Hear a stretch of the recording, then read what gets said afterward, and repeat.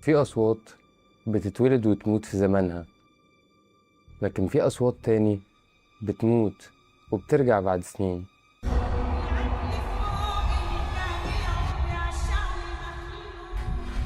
وبدرية السيد الاتنين، إمبراطورة الأغنية الشعبية في اسكندرية، والصوت اللي رجع تاني بعد ما سكت سنين. بس البداية كانت أبسط من كده بكتير. تعرف إيه أخطر حاجة في الفن الشعبي؟ إنه ممكن يعيش في الشارع لسنين أكتر ما يعيش في التاريخ الرسمي. وممكن مطربة تبقى تاريخ كامل جوه مدينة كاملة بس محدش يسمع عنها برا المدينة دي. وبدرية السيد كانت كده. أنا محمد وده برنامج كوكتيل، خليك معايا هتعرف بقية التفاصيل. اسمها الحقيقي بدور أحمد مصطفى الشامي، أو زي ما الناس كانت بتقول لها بدارة.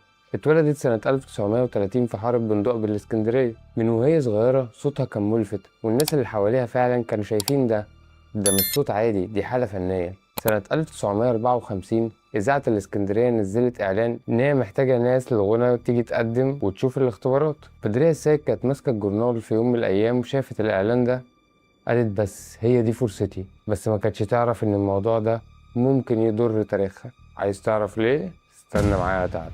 بدرية السيد أول ما دخلت الاختبار وغنت الكل أعجبوا بصوتها وقالوا لها بس أنت من النهاردة معانا، بس في مشكلة بسيطة، وهي بس دي بيجي بعدها مصايب. من صوتك جميل وكل حاجة والغنى الشعبي ده رائع، بس للأسف مش هينفع تغنيه تاني عشان احنا راديو محترم. فبعد إذنك هنبدل الأغاني الشعبية دي بالأغاني الريفية والفولكلور الريفي الجميل.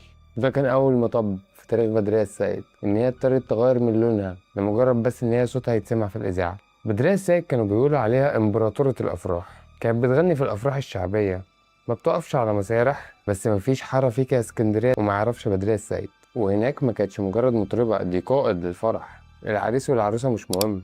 من فوق شواش الذرة جمرية بتغني فرحانة يا هالفرح، فرحانة يا هالفرح. بدرية السيد نزلت موال يا ريس البحر، ومن ساعتها اسكندرية ما نامتش.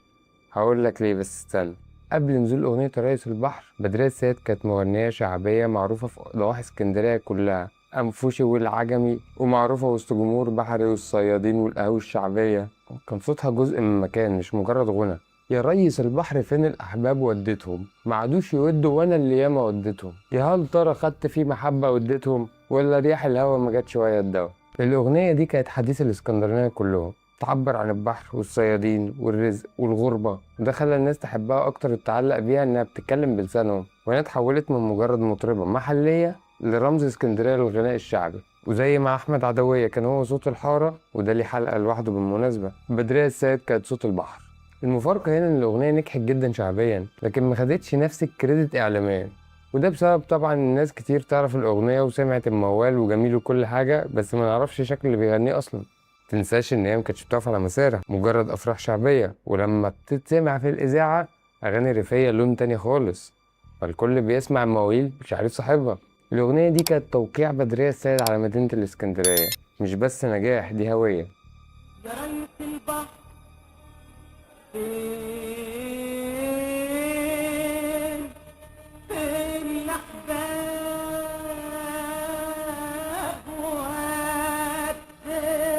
وديتهم. دي هوية. سنة 1983 بدرية السيد هنا بتقوم بعمل فني جديد، ولكن هنا مش موال جديد ولا أغنية، ده جزء من بطولة مشتركة لفيلم في مملكة الهلوسة.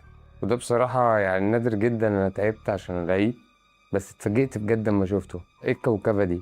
محمود عبد العزيز، حسين فهمي، آثار الحكيم، ماجدة الخطيب، وغيرهم وغيرهم وغيرهم. كانت طالعة في الفيلم ده بشخصية المعلمة بلطية. ده غير إن هي ساعدت ممثلين كتير يعرفوا إزاي يتكلموا اسكندراني. وغنت أغاني حلوة كتير في الفيلم، زي ما أغنية أنت المحبوب، أنت اللي خلتني في هواك أدوب.